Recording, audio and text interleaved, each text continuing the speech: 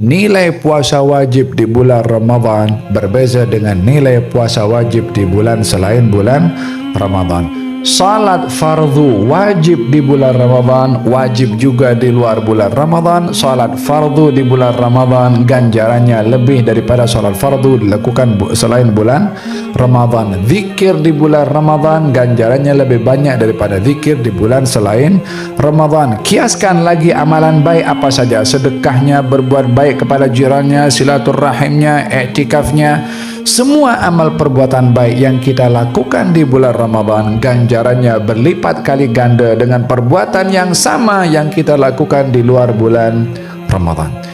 Dan bahaya dosa yang dilakukan oleh seseorang di bulan Ramadan lebih dahsyat juga daripada dosa yang dilakukan di luar bulan Ramadan. Kalau pahala berlipat, dosa pun juga begitu. Dalam hadis dinyatakan bahwasanya orang yang dia membatalkan dengan sengaja puasa bulan Ramadan, sengaja tak puasa, maka kalau dia mengqadha satu hari yang ditinggalkan di bulan Ramadan, diqadha sepanjang tahun di luar bulan Ramadan, tak sama nilainya dengan satu hari di dalam bulan Ramadan.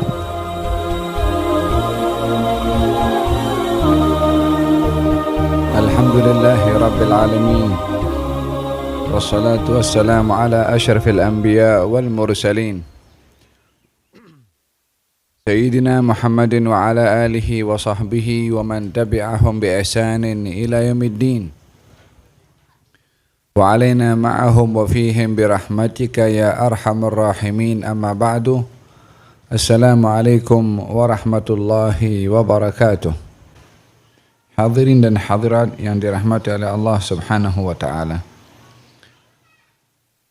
Sebelumnya saya mohon maaf karena suara ini sudah banyak bercakap, jadi kena kurang bercakap hari ini. Tapi insyaAllah mudah-mudahan agak clear sedikit untuk bersama-sama menginsafi dan menghayati akan hari dan bulan yang dinanti-nanti dan ditunggu-tunggu oleh orang-orang yang beriman, yaitu bulan Ramadan al-Mubarak. Dan bulan Ramadan akan menjadi satu kegiatan yang istimewa bagi mereka yang memanfaatkan bulan itu dengan berbagai macam aktiviti ibadah. Hadirin hadirat, hari ini saya ingin memperbahaskan berkenaan dengan Ramadan yang tak lama lagi kita akan menghadapi bulan Ramadan. Apa persiapan kita yang patut kita persiapkan untuk menghadapi Ramadan? Bagaimana kita memahami Ramadan sebagai bulan yang dimuliakan, sebagai bulan yang disyariatkan berpuasa pada bulan Ramadan? Macam mana kita nak? Adakah kita memahami bulan Ramadan seperti mana tahun-tahun yang lalu kita puasa daripada terbit fajar, terbenam matahari, solat tarawih, balik rumah macam tu. Petang pun kita sibuk pergi beli kuih, bazar, macam-macam. Dan adakah itu yang akan selalu kita lakukan setiap tahun tentang Ramadan, atau kita mesti ada improve, mesti ada naik tahap pemahaman kita tentang Ramadan? Harapan kita mudah-mudahan Ramadan tahun ini bagi kita lebih baik daripada Ramadan tahun-tahun yang lalu, sehingga Ramadan tahun ini menjadi perintis, menjadi pemula untuk kita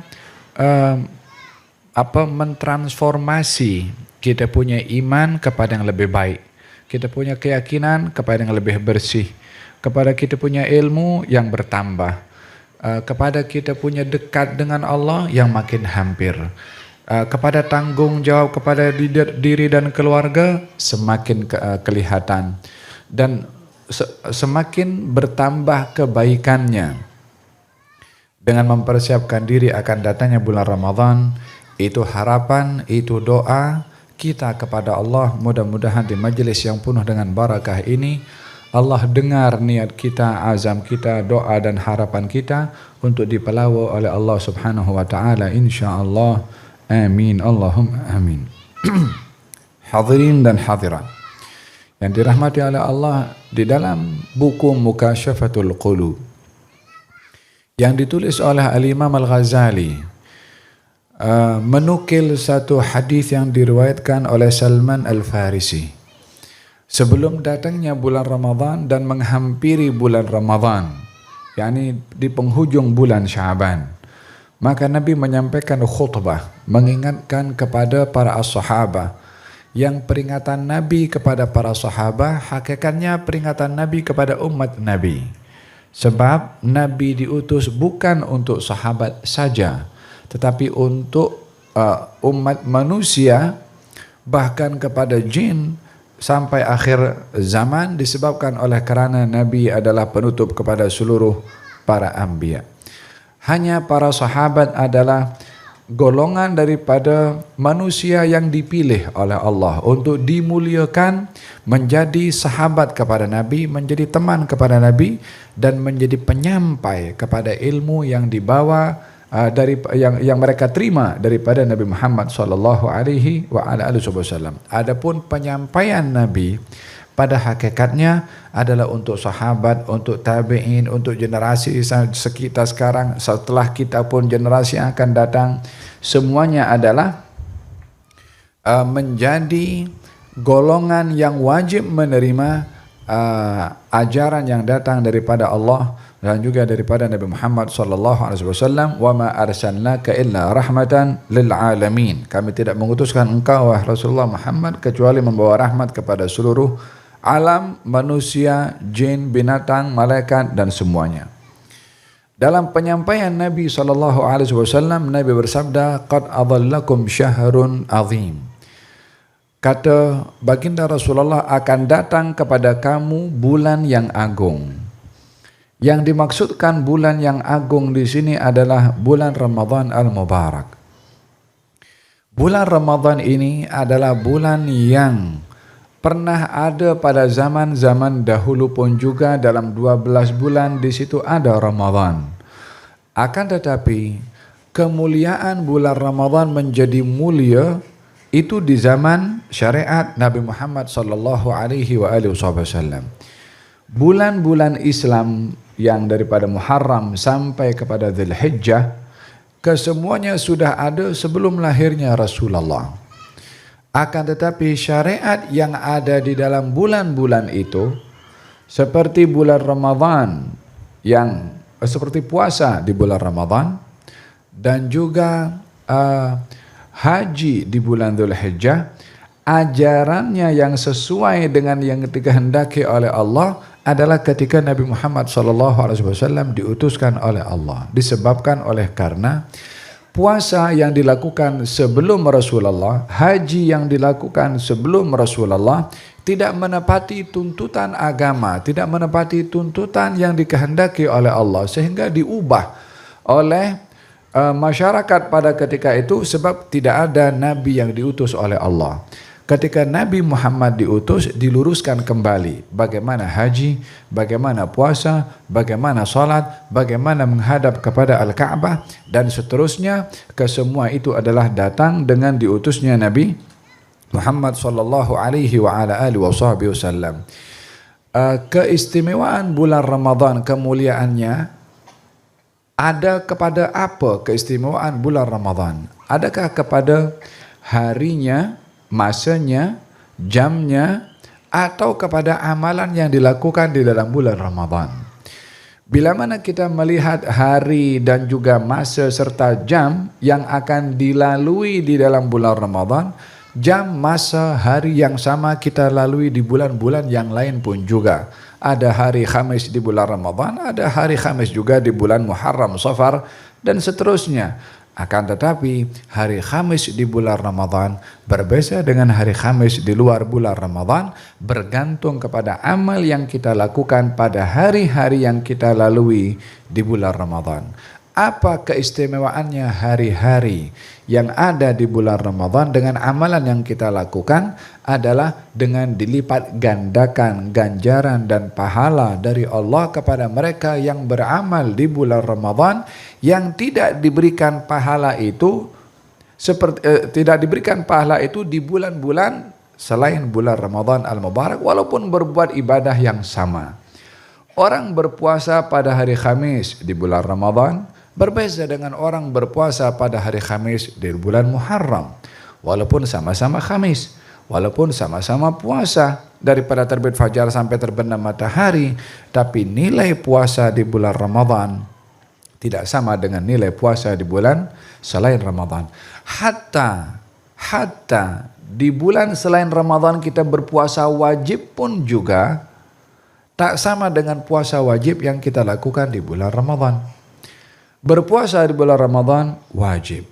Orang bernazar berpuasa di bulan Muharram pun juga menunaikan puasanya wajib karena nazar. Sama-sama wajib, tapi nilai puasa wajib di bulan Ramadan berbeza dengan nilai puasa wajib di bulan selain bulan Ramadan. Salat fardu wajib di bulan Ramadan, wajib juga di luar bulan Ramadan. Salat fardu di bulan Ramadan ganjarannya lebih daripada salat fardu dilakukan selain bulan Ramadan. Zikir di bulan Ramadan ganjarannya lebih banyak daripada zikir di bulan selain Ramadan. Kiaskan lagi amalan baik apa saja, sedekahnya, berbuat baik kepada jirannya, silaturahimnya, iktikafnya. Semua amal perbuatan baik yang kita lakukan di bulan Ramadan ganjarannya berlipat kali ganda dengan perbuatan yang sama yang kita lakukan di luar bulan Ramadan. Dengan demikian kita memahami kemuliaan bulan Ramadan adalah bergantung kepada amalan yang kita lakukan di dalam bulan Ramadan. Dan bahaya dosa yang dilakukan oleh seseorang di bulan Ramadan lebih dahsyat juga daripada dosa yang dilakukan di luar bulan Ramadan. Kalau pahala berlipat, dosa pun juga begitu. Kalau dalam hadis dinyatakan bahwasanya orang yang dia membatalkan dengan sengaja puasa bulan Ramadan, sengaja tak puasa, maka kalau dia mengqadha satu hari yang ditinggalkan di bulan Ramadan, diqadha sepanjang tahun di luar bulan Ramadan, tak sama nilainya dengan satu hari di dalam bulan Ramadan.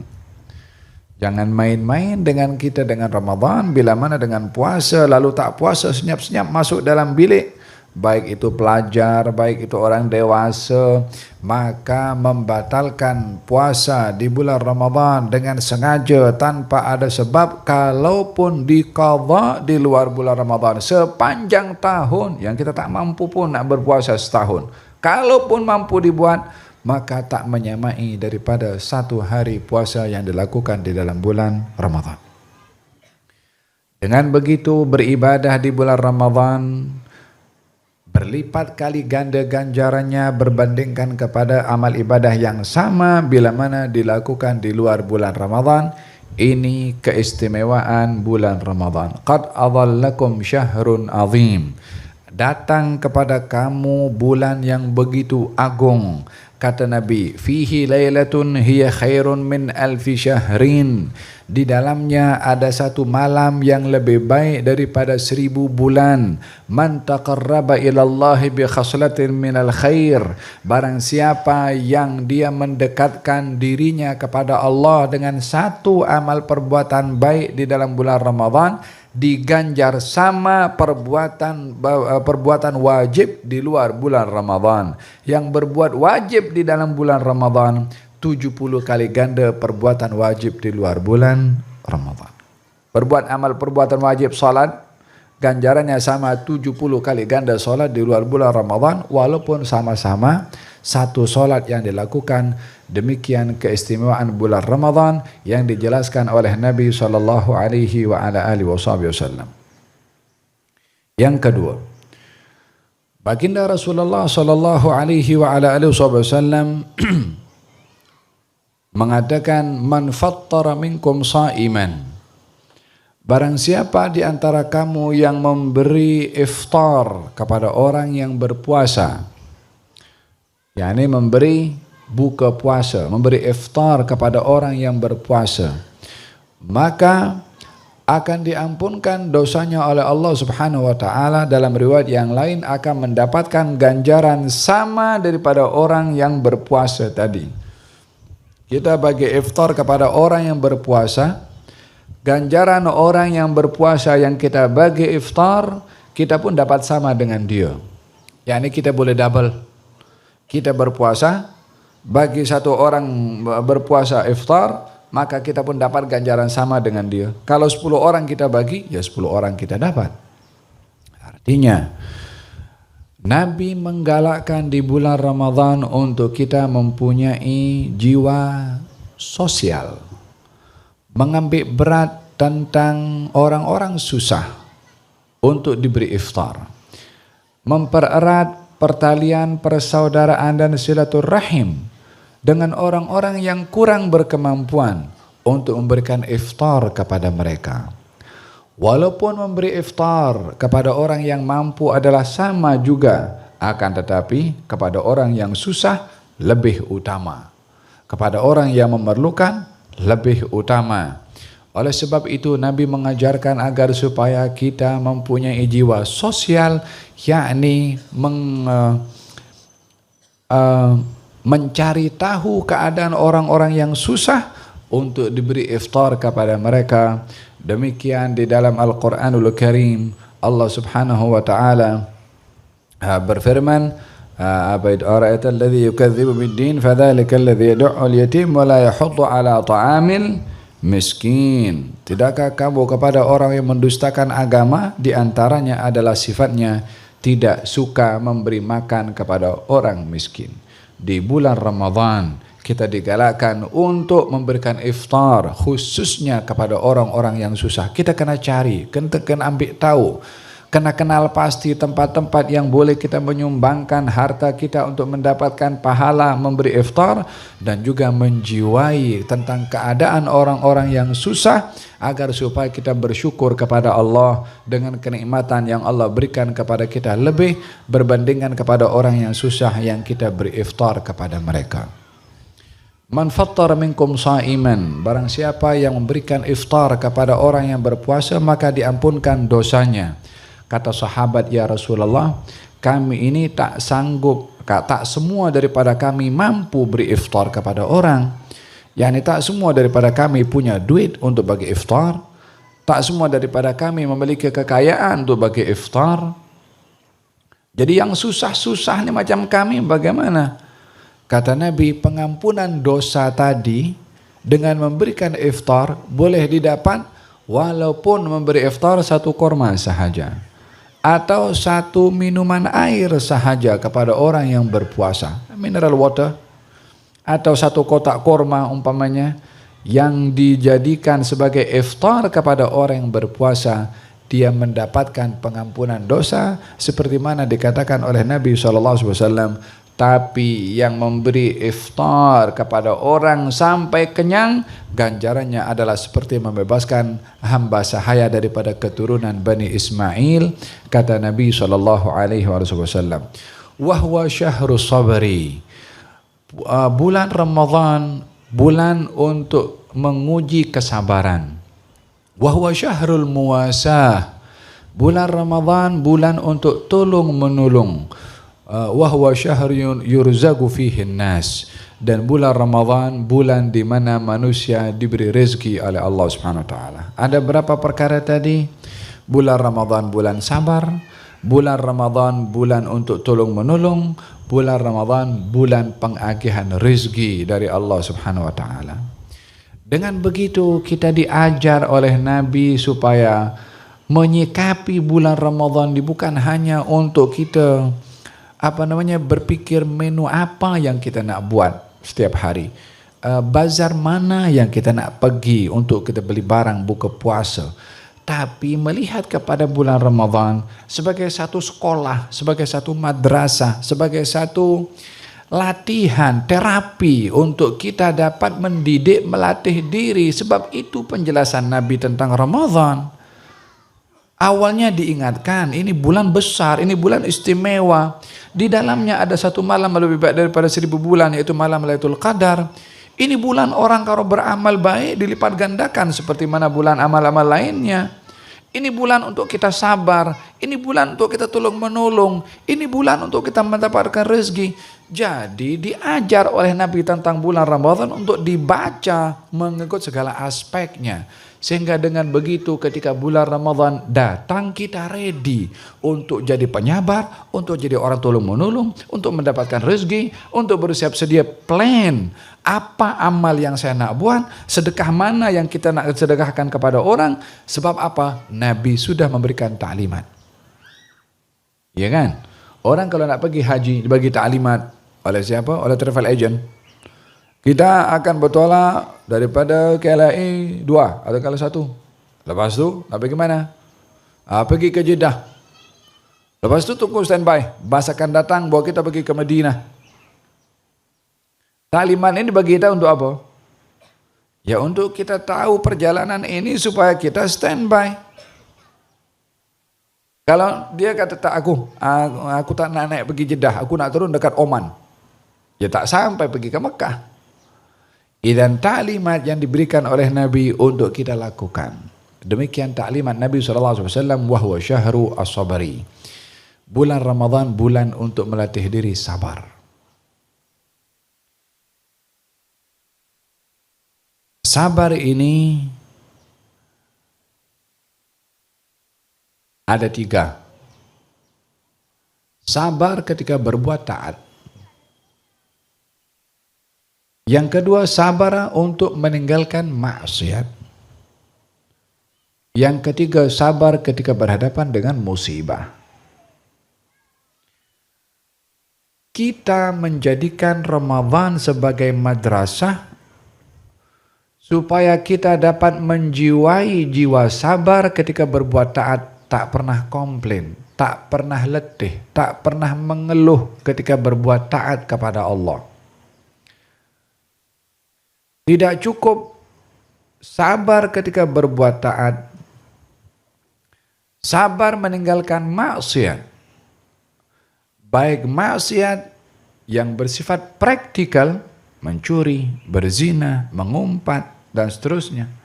Atau meninggalkan maksiat di dalam menahan diri, menyikapi orang yang berbuat jahat kepada kita. Itu pun bahagian daripada meninggalkan maksiat.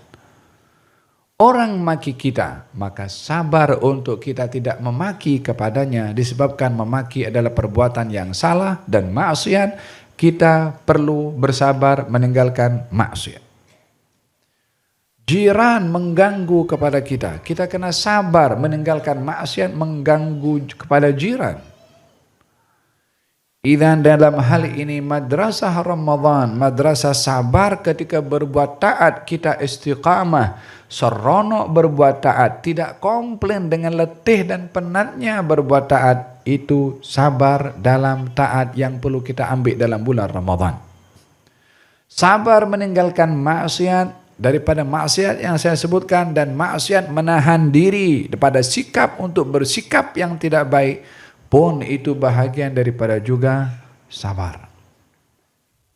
Innama yuwaffas sabiruna ajrahum bighairi hisab. Sesungguhnya orang-orang yang bersabar ini akan diberi ganjaran oleh Allah tanpa hisab.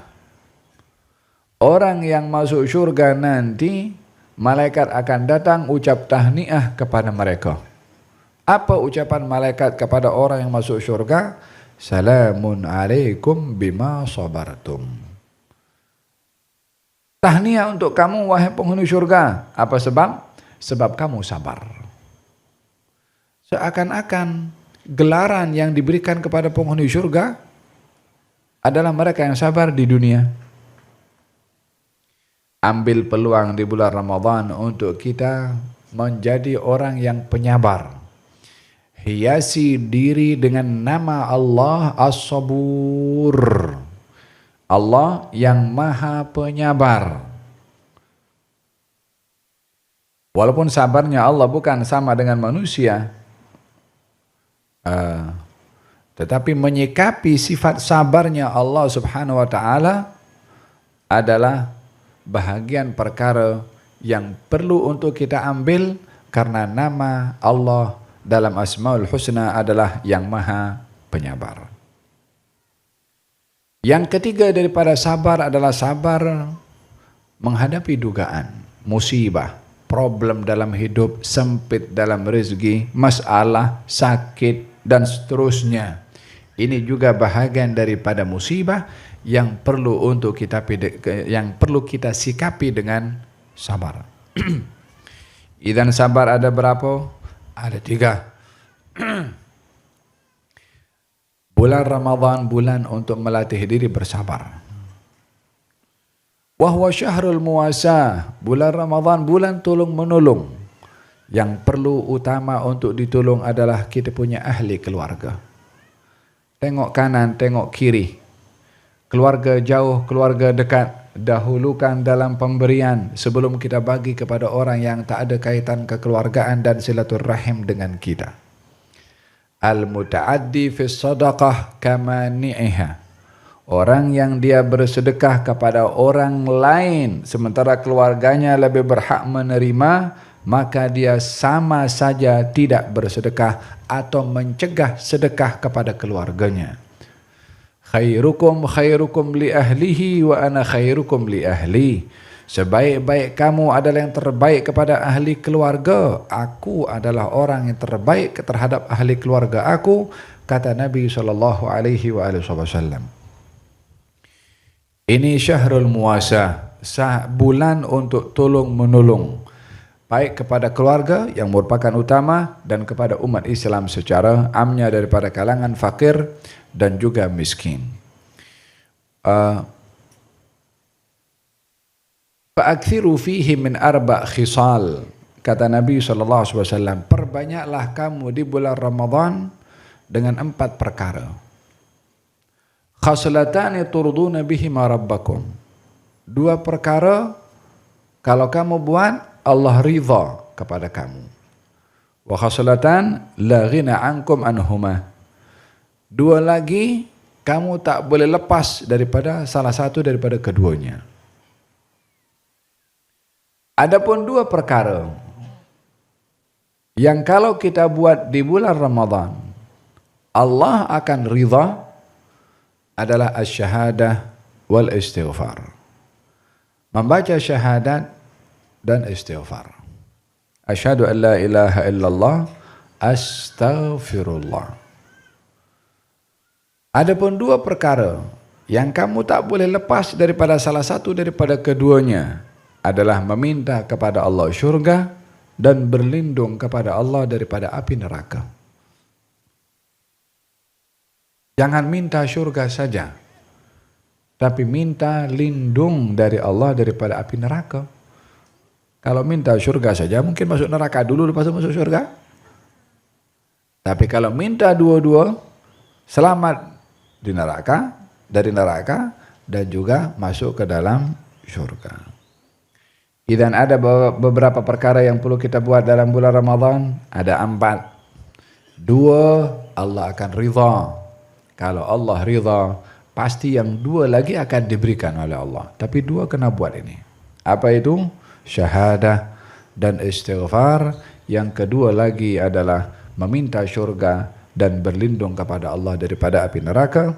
Asyhadu an la ilaha illallah, astaghfirullah, nas'alukal jannata wa na'udzubika minan nar.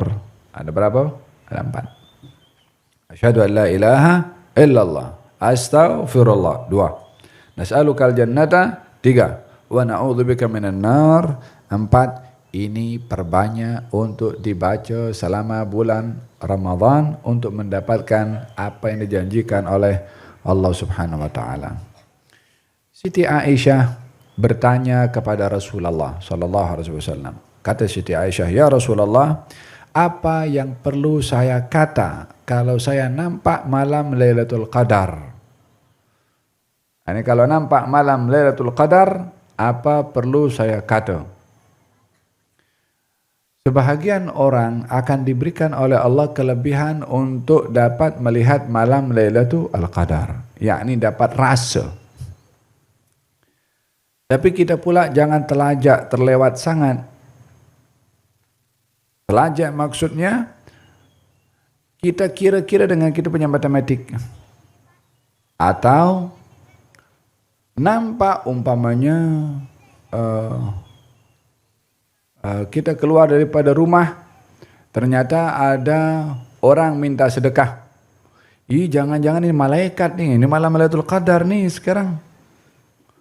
Kebanyakan orang mempunyai takhmin, yakni mempunyai persepsi berdasarkan dengan dasar yang dia tak tahu boleh dijadikan sebagai bukti atau tidak. Hanya orang-orang tertentu saja yang hatinya bersih, yang hatinya dekat dengan Allah, boleh rasa akan adanya malam Lailatul Qadar pada tarikh berapa yang Allah turunkan. Karena malam Lailatul Qadar disembunyikan oleh Allah Subhanahu wa taala. Siapa orang yang dapat malam Lailatul Qadar? Yang confirm dapat adalah orang yang daripada malam pertama Ramadan sampai akhir Ramadan dia buat semua ibadah, confirm dia dapat. Tapi yang dia cari-cari bulan Lailatul Qadar, jangan-jangan malam 21, malam 23 dia tak buat, 27 dia tak buat, atau malam 27 yang lainnya dia tak buat. Mungkin saja malam Lailatul Qadar ada kepada tarikh yang dia sangka bukan pada tarikh itu, sehingga dengan begitu dia tak dapat malam Lailatul Qadar. Sibukkan diri selama bulan Ramadan penuh dengan aktiviti yang baik selama bulan Ramadan, maka kita termasuk daripada orang yang dapat malam Lailatul Qadar. Nampak tanda, tak nampak tanda, tahu tarikh, tak tahu tarikh, confirm dapat, hanya digalakkan pada tarikh-tarikh ganjil untuk kita memperbanyak aktiviti yang lebih. Sebab itu yang digalakkan oleh Nabi SAW, taharrau Lailatul Qadri, bersegeralah kamu memperbanyak amal untuk mendapatkan malam Lailatul Qadar pada malam-malam yang ganjil pada 10 terakhir Ramadan. Dan dengan demikian kita melihat bahwasanya amalan yang perlu kita lakukan di bulan Ramadan adalah memperbanyak berzikir kepada Allah Subhanahu wa taala. Kata Siti Aisyah, "Ya Rasulullah, apa doa patut saya baca kalau saya nampak malam Lailatul Qadar?" Kata baginda Rasulullah, katakan, "Allahumma innaka afuun tuhibbul afwa fa'fu anni." Ya Allah, sesungguhnya Engkau Maha Pemberi maaf, suka kepada sifat maaf, maafkan daku. Maka campur 5 perkara ini. Asyhadu an la ilaha illallah, astaghfirullah, nas'alukal jannata wa na'udzubika minan nar, Allahumma innaka afuun tuhibbul afwa fa'fu anni. Maka itu bahagian daripada tips untuk mendapatkan ridha dan juga untuk mendapatkan keberkatan malam Lailatul Qadar. Hadirin hadirat yang dirahmati oleh Allah Subhanahu wa taala. Perkara yang amat penting juga di dalam kita menyikapi bulan Ramadan adalah fiqhus siyam. Adalah fiqhu as-siyam. Karena mesti memahami hukum hakam fiqh tentang puasa. Seperti mana kita dituntut memahami hukum hakam haji bila mana kita hendak pergi ke haji. Dan ibadah-ibadah yang lain kita dituntut memahami hukum hakamnya. Maka jangan sampai bulan yang penuh dengan keberkatan ini, yang Allah izinkan kita masuk di dalamnya, lalu kita terabaikan atau kita abaikan keistimewaan bulan itu dengan kita tidak mengetahui hukum hakam yang atau pantang larang yang ada di dalam bulan Ramadan. Yang pertama yang perlu untuk disedari bagi seseorang di dalam memasuki bulan Ramadan adalah masalah niat ketika berpuasa. Karena di dalam masalah niat menjadi sah atau tidak sahnya puasa. Innamal a'malu binniyat. Setiap amal perbuatan itu akan dinilai dengan niatnya. Maka bila mana seseorang mengabaikan tentang niat di bulan Ramadan dalam puasanya, dia berpuasa tapi dia tidak mendapatkan fadilah puasa. Kalau dia mengatakan, saya tak tahu. Kita ini hidup di negara, di negeri yang ada ustadz, yang ada ulama, yang perlu kita dengar daripada mereka, cari ilmu. Maka dengan demikian tiada alasan untuk tidak mengetahui hukum hakam Ramadan sementara dia berpeluang untuk mencari ilmu. Yang pertama adalah masalah niat. Dan kita di dalam niat mengikut mazhab Imam Syafi'i, hendaklah kita menghadirkan niat setiap hari. Setiap hari kena menghadirkan niat. Bila kita niat, bermula daripada matahari terbenam sampai fajar terbit. Ini masanya cukup panjang, dari terbenam matahari sampai matahari terbit. Berjam-jam ada masa untuk niat. Baginda Rasulullah SAW bersabda, "Man lam yubayyitin niyyah fala siyama lahu." Orang yang tidak mengawalkan niat puasa sebelum perbuatan puasa, maka tak sah puasanya. Maksud mengawalkan niat adalah niat puasanya adalah sebelum perbuatannya. Perbuatan puasanya bermula daripada fajar, niatnya sebelum. Bila sebelum, bermula daripada matahari terbenam, itu kita nak puasa hari esok. Hari ini terbenam matahari, kita dah boleh niat sampai terbit fajar. Sahur itu bukan niat ke? Sahur makan, bukan niat. Sahur sunnah, tapi tidak dikatakan sebagai niat. Apa itu niat? Mesti ada azam di dalam hati ini. Nawaitu sama ghadin anadai fardi syahri Ramadan. Hadhi sanati lillahi ta'ala. Sahaja aku niat puasa bulan Ramadan karena Allah Subhanahu wa ta'ala. Dengan bahasa Melayu pun tak apa, yang penting ada sebutan di dalam hati ini azam untuk berpuasa. Kalau sahur bukan berarti niat. Dan ini perlu diketahui bahwasanya mesti ada niat. Niat yang tidak dihadirkan oleh seseorang untuk berpuasa, maka puasanya tidak sah. Bagi mazhab Imam Syafi'i, ketika hendak berniat di dalam bulan Ramadan, setiap hari hendaklah dia niat. Puasa ada berapa hari bulan Ramadan? 29 hari, 29 niat. Kalau 30 hari, 30 niat. Hanya mengikut mazhab Imam Malik, yang ini adalah perlu kita ambil juga. Imam Malik mengatakan bahwasanya orang yang berniat sekali untuk bulan Ramadan sepanjang bulan. Tapi niatnya sekali saja. Malam pertama bulan Ramadan. Maka bila mana terlupa niat kedua, hari kedua dan ketiga tak melafazkan niat, tidak menghadirkan niat, puasanya dikira sah.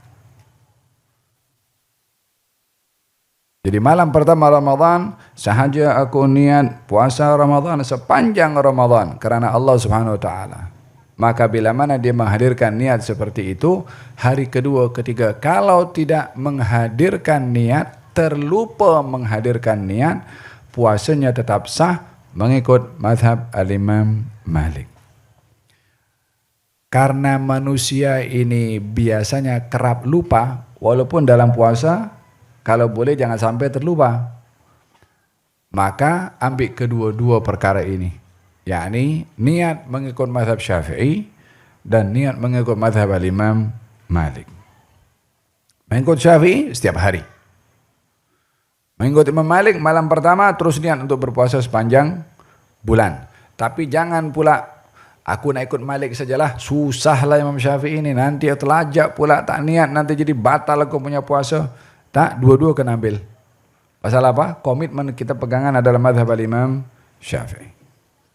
Ada perkara pertama. Perkara yang kedua, mereka yang ada hutang puasa pada bulan Ramadan yang lepas, maka hendaklah hutang puasanya diselesaikan untuk mengqadha sebelum datang bulan Ramadan yang akan datang. Jangan pula dia mengatakan, Aku ada hutang puasa tahun lepas tu ada 1 minggu. Aku qadha sekali dengan Ramadan yang akan datang. Mana boleh.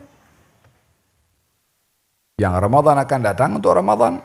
Yang Ramadan lepas kena diqadha hutangnya sebelum datang bulan Ramadan.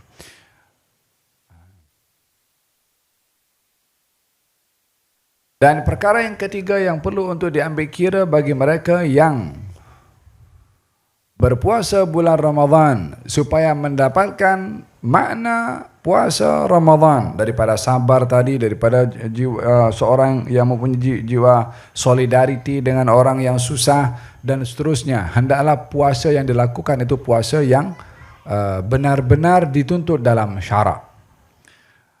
Orang berpuasa ada 3 kategori. Ada puasa orang awam. Ada puasa orang terpilih. Ada puasa orang terpilih dari yang terpilih. Ada berapa tingkatan? Ada 3 level. Yang pertama puasa orang awam. Apakah puasa orang awam? Puasa orang awam adalah orang berpuasa tinggalkan makan, minum dan segala perkara yang membatalkan puasa secara zahir. Tapi mulutnya tak berpuasa daripada mengumpat orang, maki orang, daripada tipu, daripada dusta. Matanya tidak berpuasa daripada tengok hal yang haram atau memandang hina dan rendah kepada orang lain. Telinganya tidak berpuasa dengan mendengarkan hal-hal yang haram. Demikian anggota badannya yang lain. Walaupun perutnya tak makan, tak minum, berpuasa, niat, nawaitu. Puasa macam ni, puasanya orang awam. Puasa seperti ini, kata Nabi SAW, beliau bersabda, "Kam min sha'imin laysa lahu min siyamihi illa al-ju' wal 'atash." Berapa banyak orang berpuasa tapi tak dapat fadilat apa-apa daripada puasanya kecuali haus dan lapar sahaja. Puasa siapa itu? Puasa orang yang levelnya level awam. Wajibnya gugur sebab dia berpuasa. Ganjarannya tak dapat sebab dia memilih untuk berpuasa hanya kepada zahir sahaja, sementara anggota badannya tidak berpuasa. Yang kedua, puasa orang terpilih. Ini yang kita nak. Apa puasa orang terpilih? Adalah orang yang berpuasa meninggalkan hal-hal yang membatalkan puasa secara zahir, makan, minum dan seterusnya. Dan juga dia berpuasa daripada hal-hal yang diharamkan oleh Allah Subhanahu wa taala, daripada matanya, pendengarannya, tangannya, kakinya, lisannya. Ini puasa orang yang terpilih. Lisannya bercakap tapi yang baik. Lisannya berucap tapi tidak dusta. Matanya memandang tapi bukan hal-hal yang haram.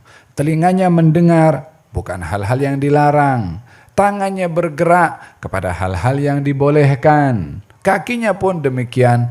Ini puasa orang yang terpilih. Nabi bersabda, "Man lam yada' qawla zur wal 'amalu bihi falaysa lillahi hajah fi an yada'a ta'amahu wa syarabah." Orang yang dia tidak dapat mencegah lisan dan anggota badannya daripada hal yang dilarang, maka Allah tak perlu kepada puasanya. Kalaupun dia berpuasa, Allah tak perlu kepada dia. Apa sebab? Sebab meninggalkan sesuatu yang dilarang dalam puasa, yang lain tak ditinggalkan. Maka dalam hal ini seseorang hendaklah mengambil sikap untuk memilih menjadi orang yang berpuasa, golongan orang yang terpilih. Berpuasa meninggalkan hal-hal yang membatalkan puasa dan berpuasa untuk meninggalkan hal-hal yang boleh menggugurkan ganjaran amal ibadah puasa. Dan ini perkara yang kedua. Perkara yang ketiga adalah puasa orang yang terpilih dari yang terpilih, yaitu puasa orang yang berpuasa daripada selain Allah. Maksudnya berpuasa kepada selain Allah tidak ada di dalam hatinya kecuali Allah Subhanahu wa taala. tak ada kecenderungan kepada keduniaan, tak ada bergantung kepada sesiapa selain Allah. Falhasil di dalam hatinya hanya ada kepada Allah dan dia tak perlu kepada selain Allah. Ini level yang top bagi mereka orang-orang yang dekat dan hampir daripada kalangan para aulia. Mudah-mudahan kita termasuk daripada golongan mereka para aulia. Kalau tak boleh sampai kepada peringkat yang ketiga yang top tu, ambil yang tengah, jangan ambil yang pertama. Jangan ambil puasa awam. Berpuasa daripada hal-hal yang dilarang membatalkan puasa, mulutnya tak berpuasa daripada maki, menghina, mengumpat, dengki kepada orang, buruk sangka kepada orang dan seterusnya. Faham dong? Kata Imam Al-Ghazali menukilkan tentang orang-orang yang terbatal puasanya walaupun tak batal puasanya. Ajib. Batal puasa tapi tak batal. Apa maksudnya? Batal ganjaran puasa. Walaupun puasanya tak batal. Yakni tak perlu qadha. Khamsun yuftirna shaim. Ada 5 perkara yang boleh membatalkan puasa. Yakni menggugurkan ganjaran amal ibadah puasa. Yang pertama adalah mengumpat. Yang kedua adalah memandang, yakni menyentuh kepada perbuatan lisan, perbuatan pandangan, perbuatan telinga, orang yang bersumpah palsu, itu bahagian daripada orang-orang yang digugurkan ganjaran puasanya walaupun dia berpuasa. Hadirin hadirat, kita ingin berpuasa yang lengkap, yang sempurna. Luaran berpuasa, dalaman juga berpuasa. Zahir berpuasa, batin pun juga berpuasa. Hadirin hadirat yang dirahmati oleh Allah Subhanahu wa taala, demikian persiapan kita untuk menghadapi bulan Ramadan. Kesimpulan sebelum saya tutup majlis pada hari ini, saya ingin simpulkan al-khulasah, resolusi yang perlu kita ambil daripada majlis pada waktu duha pagi hari yang berbahagia ini. Walaupun cuaca sudah agak panas sikit, kipas pun sudah mulai bergerak di sana sini. Yang pertama, kita kena pasang azam, niat untuk menjadi tetamu kepada Ramadan. Ya Allah, jadikan aku tetamu kepada Ramadan. Ya, maksudnya apa? Supaya kita diberi panjang umur sampai kepada bulan Ramadan. Ini Ramadan minggu depan, tapi kita tak boleh garanti akan sampai atau tak sampai. Umur bukan di tangan kita. Mohon kepada Allah, ya Allah sampaikan kami kepada bulan Ramadan. Yang kedua, pasang niat untuk kita beramal semaksimum mungkin di bulan Ramadan. 1, nak khatam Quran. 2, nak solat tarawih 20 rakaat tambah witir lagi. 3, nak bertadarus. 4, nak i'tikaf. 5, nak puasa betul-betul. 6, nak bersedekah. 7, nak bagi iftar kepada orang lain. Pasang apa saja niat yang kita mampu. Buat semua atau tak boleh buat semua kemudian. Yang penting letak dulu niat, lepas tu usaha untuk buat. Yang kesampaian untuk dibuat. Yang tak kesampaian, maka kita tetap akan diganjar oleh Allah karena niat yang kita sudah niatkan tadi. Kalau orang man fataha lillahi baban niyatin salihah, fatahallahu alaihi 70 baban min abwabit taufiq. Orang yang dia menghadirkan dalam dirinya satu keazaman untuk berbuat niat yang baik, Allah akan bukakan untuknya 70 pintu daripada taufik. Ini sentiasa diberikan oleh Allah ilham, hidayah, taufik disebabkan punya azam untuk berbuat niat yang baik. Yang pertama tadi, minta kepada Allah agar supaya diperpanjang umur untuk menjadi tetamu kepada bulan Ramadan. Yang kedua, mohon tanamkan azam dan niat untuk beramal ibadah maksimum di bulan Ramadan. Yang ketiga adalah berazam untuk Ramadan kali ini menjadi Ramadan yang lebih baik daripada Ramadan yang sebelumnya.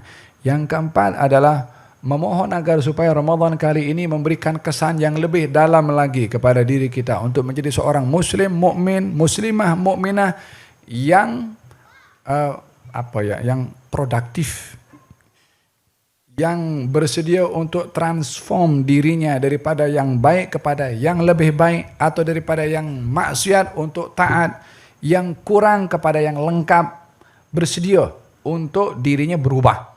Innallaha la yughayyiru ma biqaumin hatta yughayyiru ma bi anfusihim. Allah tak akan ubah seseorang punya nasib kecuali orang itu berazam untuk mengubah nasibnya sendiri. Kita kena mula dulu. Nanti bantuan datang daripada Allah Subhanahu wa taala. Kebiasaan yang tak baik di luar bulan Ramadan, dengan bulan Ramadan mudah-mudahan dapat meninggalkan perbuatan yang tidak baik tersebut.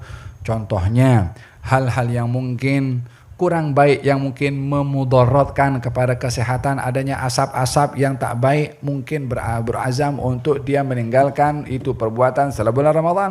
Dan bulan Ramadan mampu tinggalkan selama 1 bulan, tidak ada asap keluar daripada mulutnya, kan lebih baik diteruskan saja selepas bulan Ramadan tidak ada asap. Yang keluar adalah zikir kepada Allah Subhanahu wa taala. Ini tak sindir siapa-siapa ya, ini ingat mengingatkan, wa dzakir fa inna dzikra tanfa'ul mu'minin, sampaikan peringatan, sesungguhnya dalam menyampaikan peringatan akan mendatangkan manfaat kepada orang-orang yang beriman. Faham toh?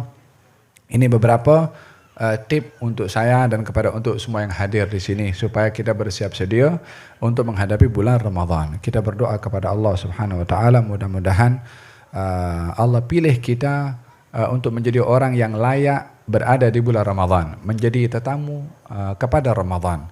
Dan mudah-mudahan Allah Subhanahu wa taala menjadikan kita orang yang layak menjadi tuan rumah kepada Ramadan. Untuk menyambut kedatangan Ramadan, kita ingin disambut oleh Ramadan supaya sampai.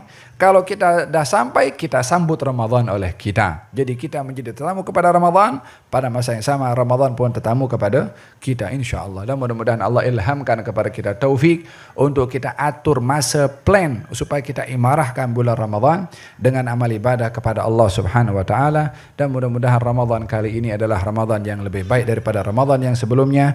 Dan mudah-mudahan Allah Subhanahu wa taala dengan akan datangnya bulan Ramadan akan memberikan kepada kita, ahli keluarga kita, masyarakat kita, negara kita, keamanan, ketentraman, kedamaian, keserasian, persefahaman, persaudaraan, diangkat oleh Allah segala kedengkian, kebencian dan segala hal yang meruntuhkan keharmonian. Dan mudah-mudahan Allah Subhanahu wa taala pelihara kita semua, umat Islam secara khususnya di Malaysia dan juga masyarakat secara amnya di Malaysia insya-Allah. Dan mudah-mudahan Allah Subhanahu wa taala berkati kita semua yang hadir di sini, khususnya pelajar-pelajar yang hadir bersama dengan kita.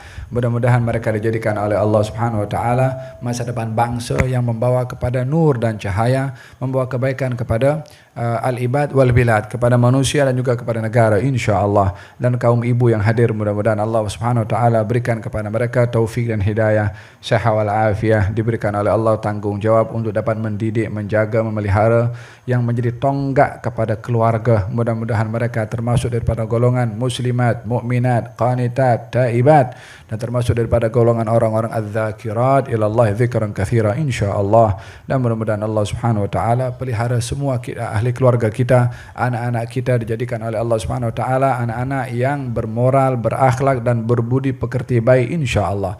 Mudah-mudahan Allah berkati Madrasah Tahfidz Ar-Razi, pengurusnya dan guru-gurunya dan yang membantu daripada petugasnya, yang mau tukang masaknya dan semua yang bertugas, security daripada relanya. Mudah-mudahan Allah Subhanahu wa taala berikan kepada mereka ganjaran, berikan kepada mereka ketenangan, kebahagiaan, dan diberikan oleh Allah Subhanahu wa taala kemantapan dalam iman dan keyakinan.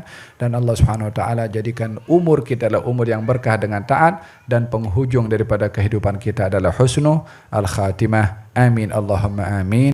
Rabbal alamin ya Rahmanu ya Rahim, salli Rabbi wa sallim ala khairil mursalin.